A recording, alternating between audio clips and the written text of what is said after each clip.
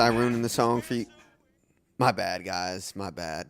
Great song, by the way. Everything's Black Keys, in case you didn't know the band or whatever. Big fan. Big fan.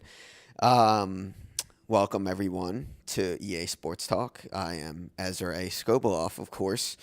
I had a pleasant weekend.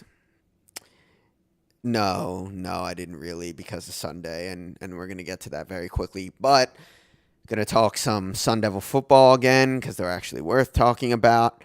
And obviously the big thing over the weekend in the Philadelphia area was the Eagles game and how pathetic it was. But we don't want to spend too much time on that because no one wants to start getting ulcers again. So I'm gonna cut into the Eagles segment, and we're gonna have the previously recorded discussion with Rob Green Thumb Gardner. It's time for Birds of War.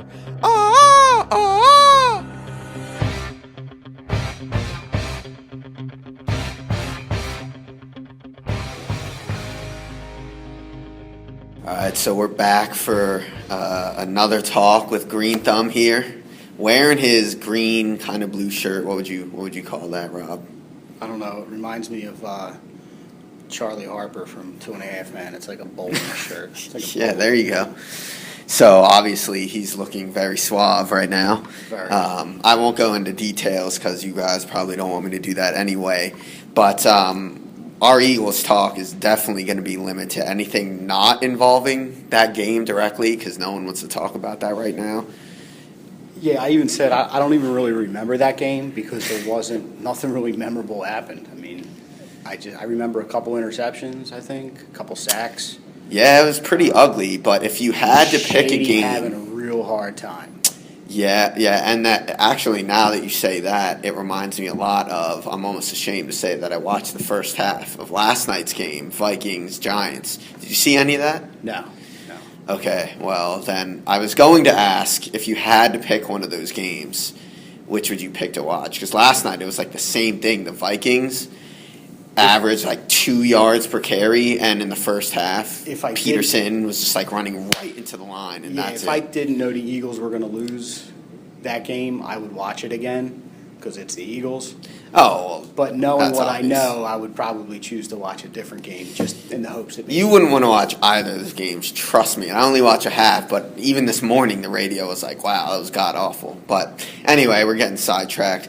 I want to talk about probably the biggest thing that can come out of that week is what is Nick Foles' future in your mind after seeing that game? Well, I was just telling you that my opinion hasn't changed. I think that they still have to see what he has because Vic is done after this year.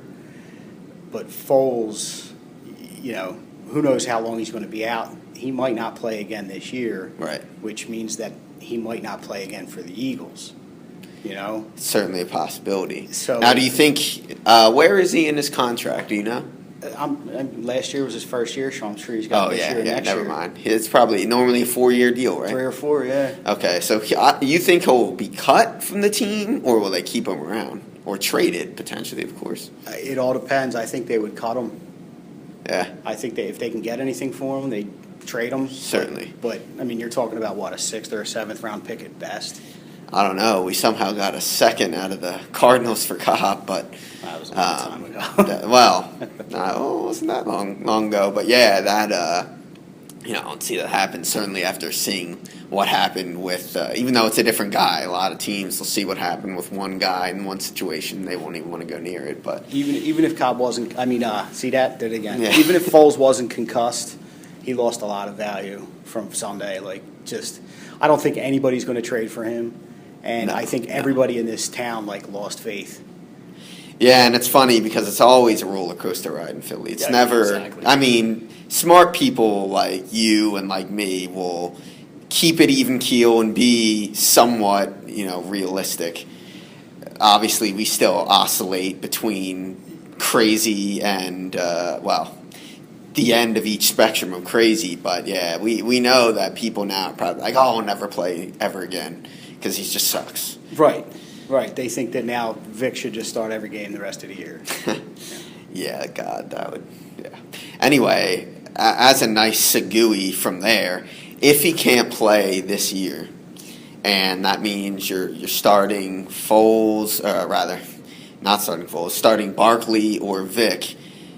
As a fan, would you rather them now just kind of, not that they're going to try to lose games, but do you want them to lose so you have a higher pick, or do you still want them to attack that division title? I still have to watch every Sunday, so I want them to play to win. So yeah, no, me too. I want Vic out there because I don't have any confidence in Barkley.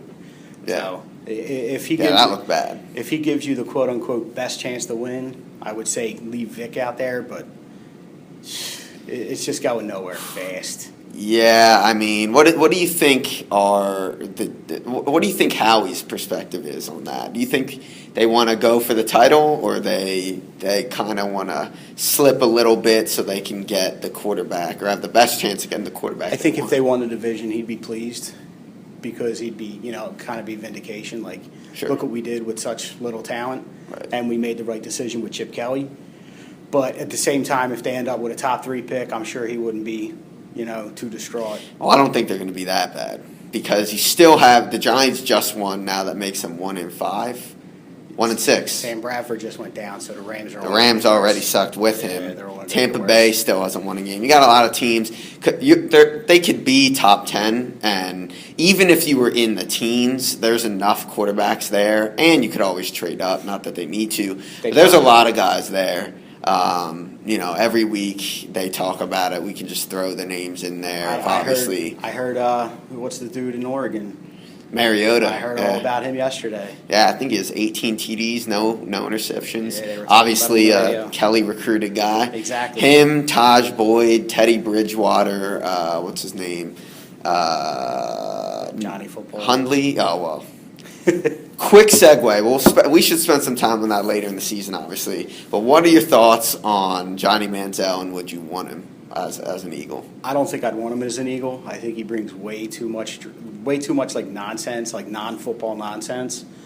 And I just don't think. I think he'll be like Sparky, like a little spark plug guy, but I don't think he's going to be an NFL quarterback. I think he'd get his ass kicked. Either.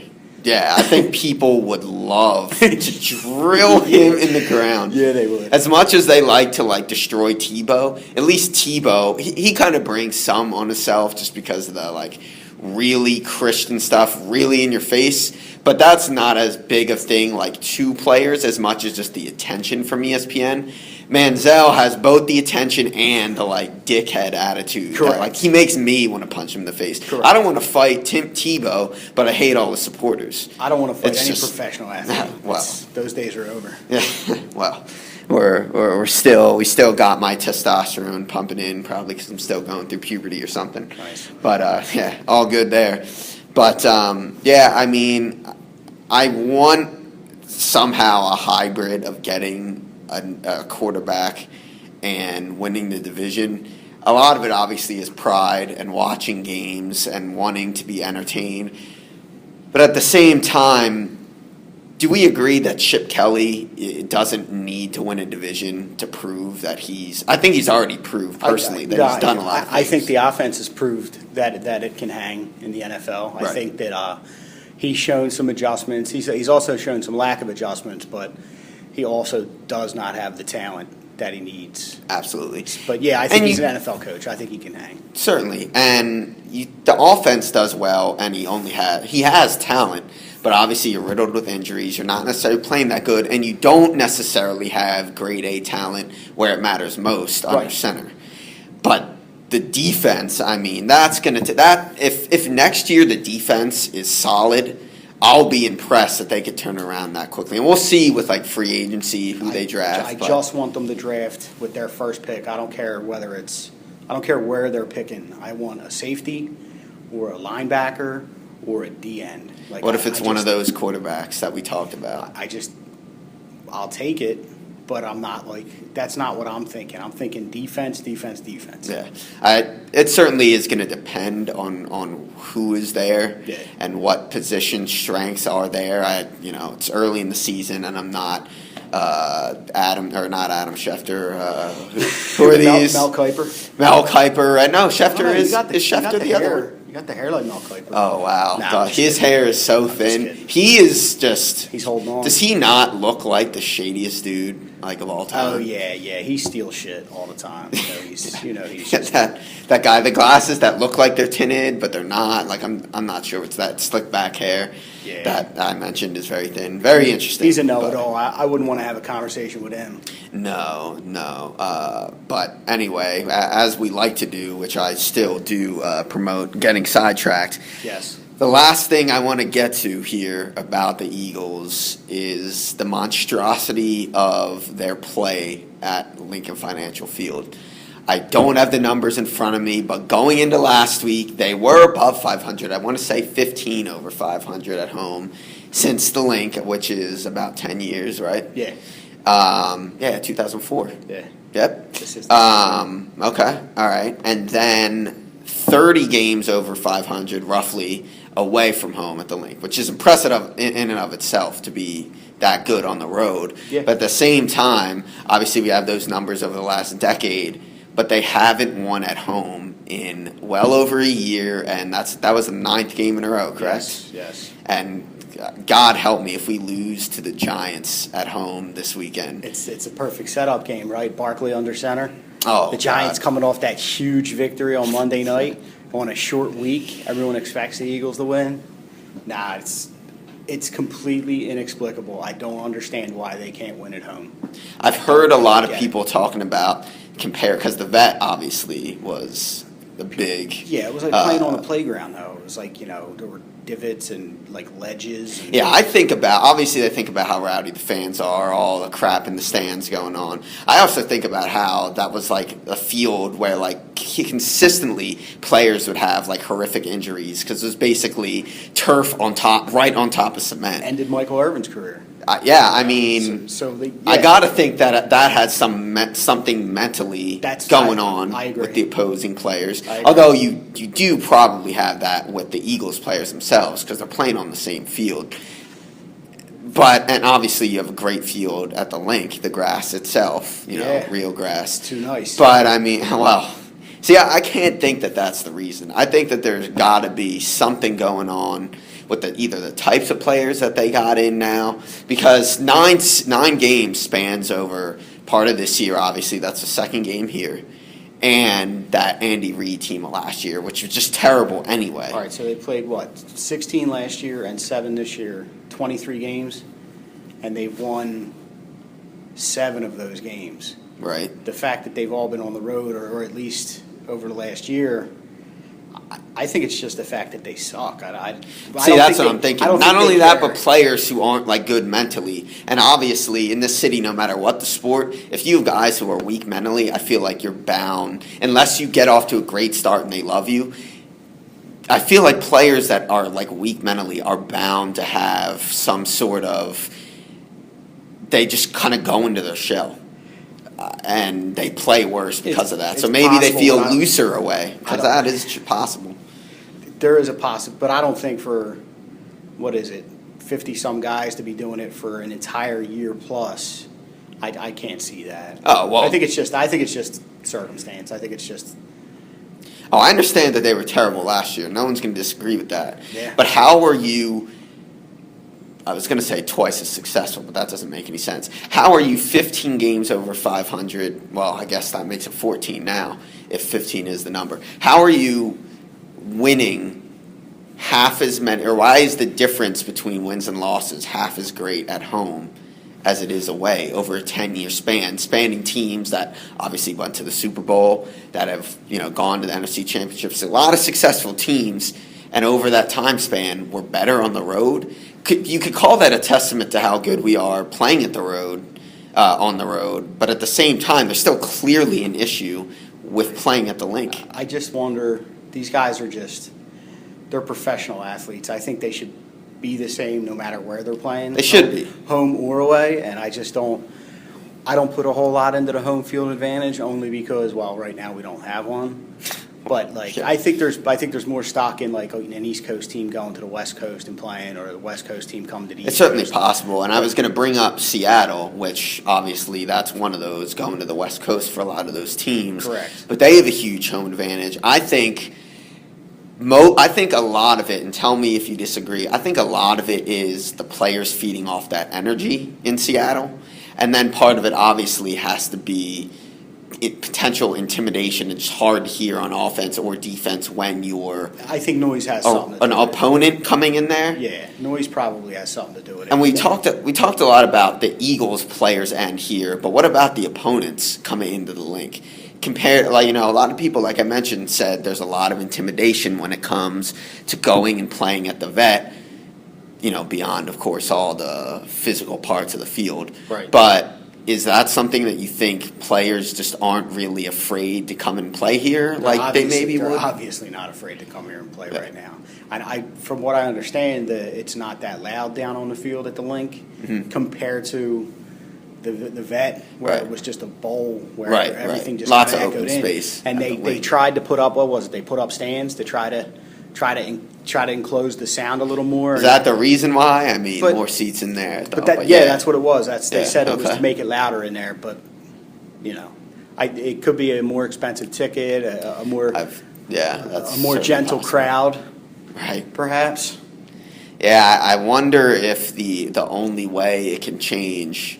I mean, obviously having a good team will negate some of that, but you want opponents to be, a little on edge when they come, especially into Philly, or when you're watching a Phillies game when they're good, even when they're not good, when the crowd is into it and lively. Yeah, they feed off of it. Absolutely. We feed off of it. Opponents are, So tense up. if I'm reading this correctly and I'm hearing what you're saying, you want all the fans to go to the Giants game with D-cell batteries in their pocket and make it. If so we can that- at least do something, we don't have to do it every time. No, but just be for like this Giants game at least, and then this way, at least for the rest of the year, we have an intimidation factor moving forward. yeah, whether it's Fine. that or we just we need to get more alcohol in the lots or something. I don't know what we need to do, but we need to do something because this isn't right. And we're losing and think about every year we're playing home games against these division opponents that we hate. Right. And we always have to go, and they're going to be there too. Went to Xfinity Live myself. Of course, there are a bunch of Cowboys fans, and when you're at home and you play like crap, or even if you lose in general, but when you play like that, no one wants to deal with that when Right, you're an Eagles fan. you have no leg to stand on when you go out for a beer after that game. not with Cowboy fans. Yeah, so let's hope this changes so we can get finally a victory and just forget about this, because I'm sure it is on the players' mind, because as soon as the media talks about it, they might not, a lot of coaches, players, they don't even realize sometimes until the media brings it up, and then oh, wait. So hopefully we're still playing a bad team that we beat this year. Obviously, Correct. we might have Barkley, but if McCoy can get Steady- off, steady you never dose of know. shade. Get some picks, Yeah. as is typical with Eli. Maybe we can take this one out. But True. we'll see what happens next week, and we'll give the rundown, see if anything changes in that regard. Fair enough. All right. Thanks, Rob. So thanks again to Green Thumb for his time. Always appreciative of his insight. So now we're going to take it on to the next topic that I promised.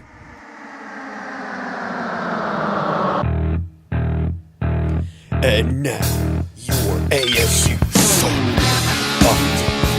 Let's get wasted. Let's get wasted.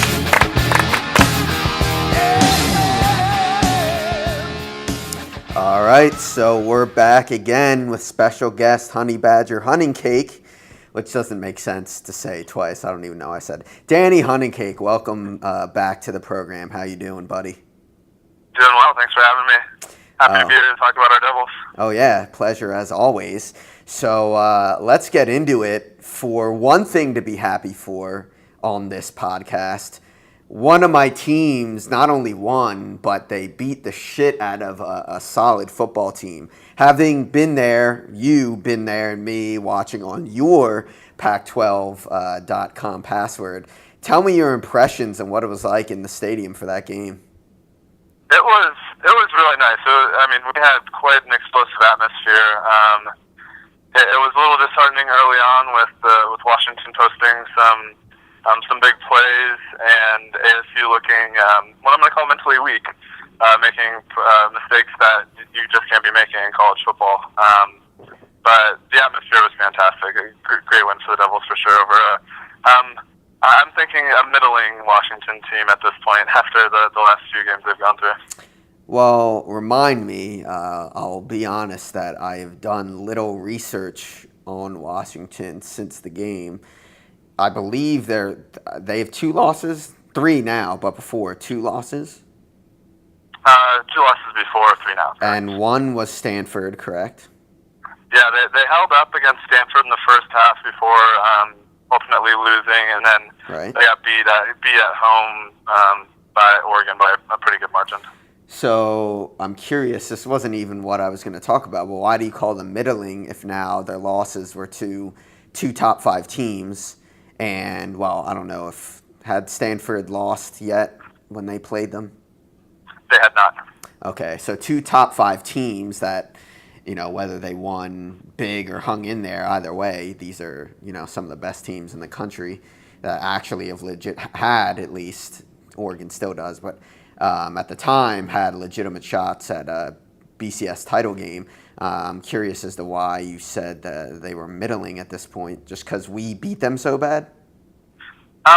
Because of the play that I saw on the field. They couldn't run the ball on a team who previously had not saw too many people running. Keith Price looked like the weakest quarterback I've seen live in several years. Sacramento State's quarterback came into Sunnyvale Stadium and put up was tossing around better than Keith Price was. Yeah, but you know what? At this point, I say middling because at this point there's 6 to 8 in the Pac-12. That's not going to get you very far in the long run. Yeah, but if you think about it, excluding UCLA, their 3 losses in the Pac-12 are to the 3 best teams. So 3 of the 4 best teams in the conference. I don't. I understand what you're saying, but we'll move on anyway. I just wanted to know if there was some insight other than what I had seen and certainly saw with their record. But I'm glad you brought up the lack of the running game and Price looking so bad. While there was probably something to do with Washington's end, that was the best game, hands down, that I have ever seen our defensive line play. And I don't know. Clearly, you're giving some of that to Washington, but having seen it in person, obviously had the benefit of seeing replays and watching on TV from a good vantage point every time. But what were your impressions of the defensive line play? It was fantastic. They definitely followed up a strong performance following after the Colorado game. Colorado, they established the line early.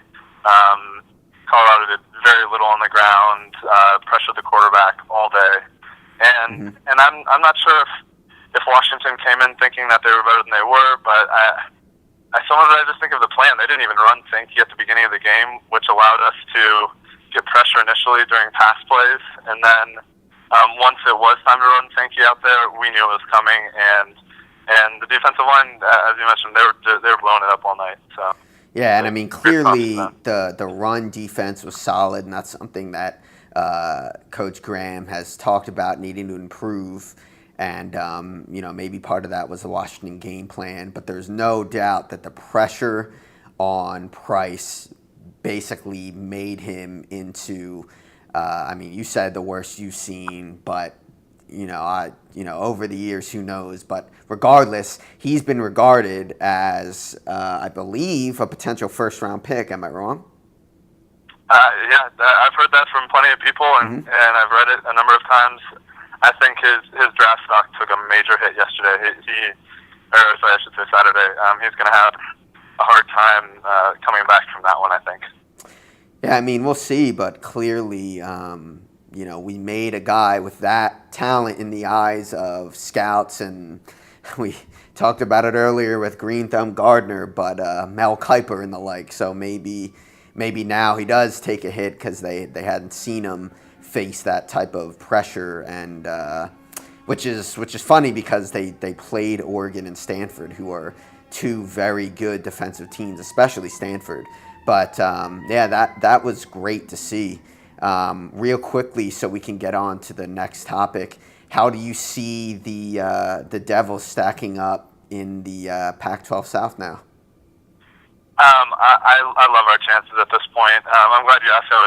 I was even going to jump into our next matchup against Washington State really quick, just because. Yeah, please do. I think they set a new FBS record this past week with 89 pass attempts. So good luck to their pass offense when the Devils come into town on Halloween night, because we've definitely been pressuring the quarterback the last couple of weeks. Yeah, that was. And did you even see that the Oregon coaches, thought that was a little bush league to have done that?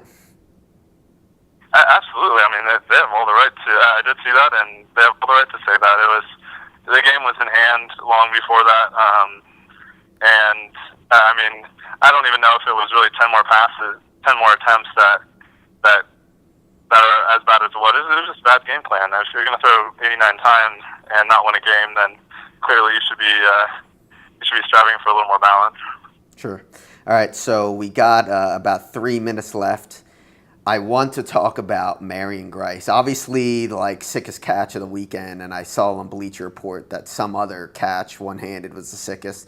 I'm sorry, no, but if you haven't seen it, please Google or go on YouTube and see Marion Grice touchdown catch. I'm sure that's going to be the top one. Amazing. But before that game, I saw him as a really good college running back, not potentially great at the next level.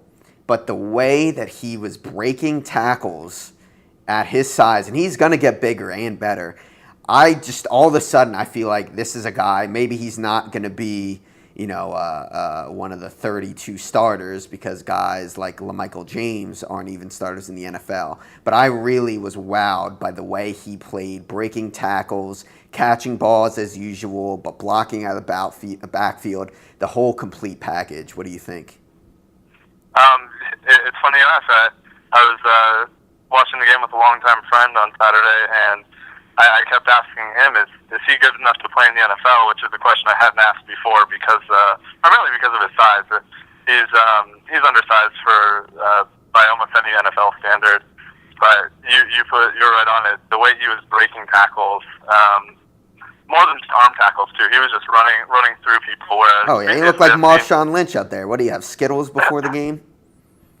He must have, because he really was just breaking any tackle that was within a yard or two. It took 2-3 people to bring him down on several occasions, and I think I see him more as a utility guy.